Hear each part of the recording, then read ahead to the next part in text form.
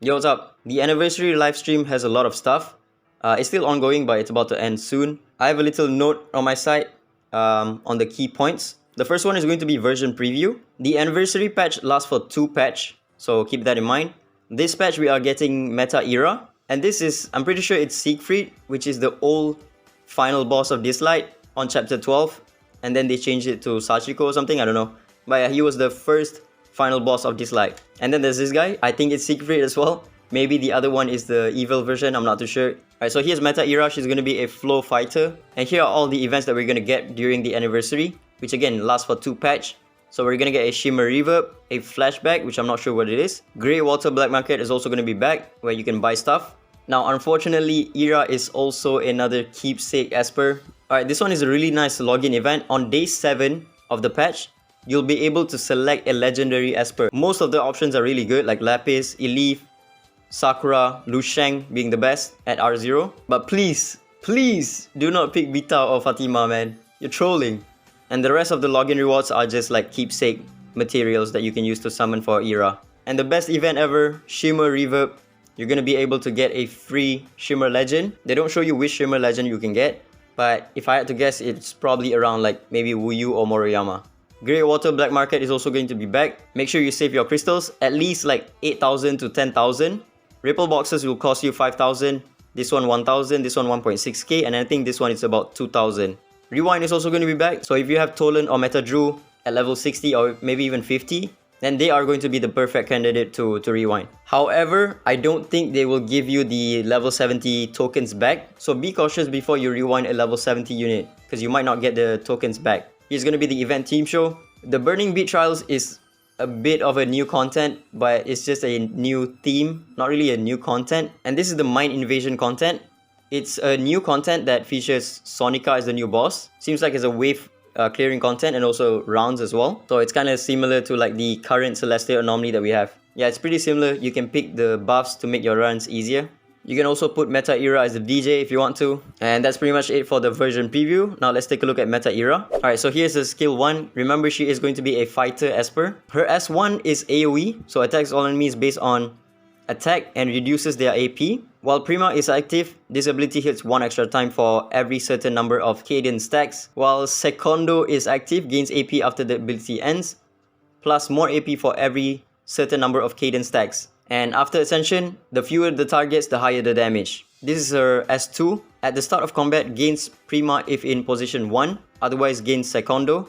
Each time an ally casts basic ability, gains cadence and reduces the cooldown of Passion Burst, which is her S3. Prima is increases basic ability damage.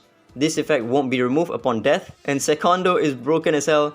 Increases all allies' basic ability damage. So if you put her in slot 2 to 5, she's gonna give this buff to all of your allies. That is broken. The carrier is immune to damage until they're the last one standing or after taking a certain number of hits. So you can't kill her off before killing off the team. Cadence is hypes up the atmosphere, stackable with a limit. This effect won't be removed upon death. Her passive is absolutely broken. Increases basic ability damage, means that she's gonna be very good for Elif. Now for S3, this ability can be cast while Secondo is active. Attacks all enemies dealing damage based on attack. At max cadence stacks, in PvP, the attack ignores defense and increases the target's max HP up to a limit. And in PvE, all allies assist with their basic abilities. That is so broken, man. A full white team assist procs. This is Shenpin on Omega Crack. But keep in mind, you do need cadence stacks to be maxed. And then if cadence isn't at max stacks, increases all allies AP. And then the passive S3, while Prima is active, attacks deal true damage based on the target's max HP up to a certain percentage of her attack. So this does increase the enemy's max HP.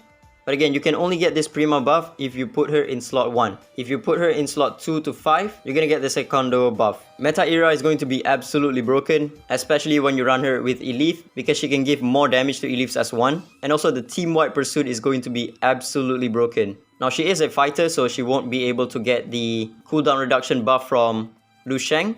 But if you want to reduce her cooldown, you can just run a Wenlock, right? R2 Wenlock will be able to reduce her cooldown by 1 turn every single time she moves. So I think that might be a good team comp. Alright, there's also a gift code, Dislyte 3 Party, which expires on June 1st. Make sure you get it. And TK also gave me 10 codes It will only activate at May 1. So I'm going to give out the code as well to some lucky winners. Now I know you guys don't have a winner's mentality, but this art contest will give you free Nexus crystals. I'm going to make a separate video on this. Even if you don't win, the participation prize is 3,000 Nexus crystals right here. So make sure you do this to pretty much get a free 3,000 crystals. Now, for the most important part of the video, questions for the dev team. A lot of these questions have been echoed throughout the community, and the devs have some interesting answers. The first one, will there be new equipment? Now, Tom said we could expect a new Ritual Miracle boss, so a new equipment might be coming along with it.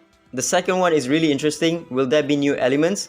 And he says that there's going to be a dark element. It's not really confirmed yet, but it's going to be like a counterpart to like Shimmer Espers. So the way you're going to be obtaining them is probably going to be really hard. And the first dark element Esper is going to be Siegfried, this guy. Third question, when are we getting a new Shimmer Esper? He says it's going to be in June. This patch will not have any Shimmer Esper. I'm going to skip number 4. Okay, this one is interesting as well. Number 5. Can you buff old Espers? He mentions that there's going to be a second awakening for the old Espers. Kind of like maybe Easy A if you played Dokkan before. Hopefully they don't release it for all Espers. Handling it like Dokkan is going to be perfect, where they release Easy A Espers per patch or per like 2 patch for the older Espers to make them meta relevant again. And hopefully it's not just a stat boost, because if it's just stat boost, these old Espers will never be great ever again, because they are power crap not just in terms of stats but also in the skills as well, right? Number 6, when will season pass Espers come back?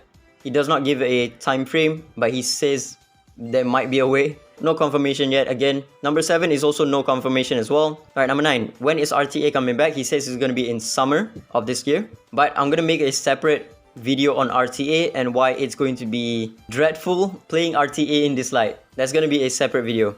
But yeah, some of these questions are pretty good. What I'm worried about is going to be the new element. I already know it's going to be difficult to get it. Probably even harder than like Shimmer Espers. Hopefully it's not like crazy hard or something like that. And I'm also looking forward to the number 5 right here. Hopefully the second awakening system is good enough to make this older Espers meta again. Because they mentioned level 70 was going to bring back old Espers to the meta, right? But it did nothing. It made the already existing meta even more meta. So again, hopefully this is not just a stat boost and they actually change the skills as well, or add to the skill. So yeah, that's about it. I am not looking forward to meta Eira because she's going to be a keepsake Esper and she's going to take over the meta in PvE as well. I am 100% certain of it. That's about it. Ciao.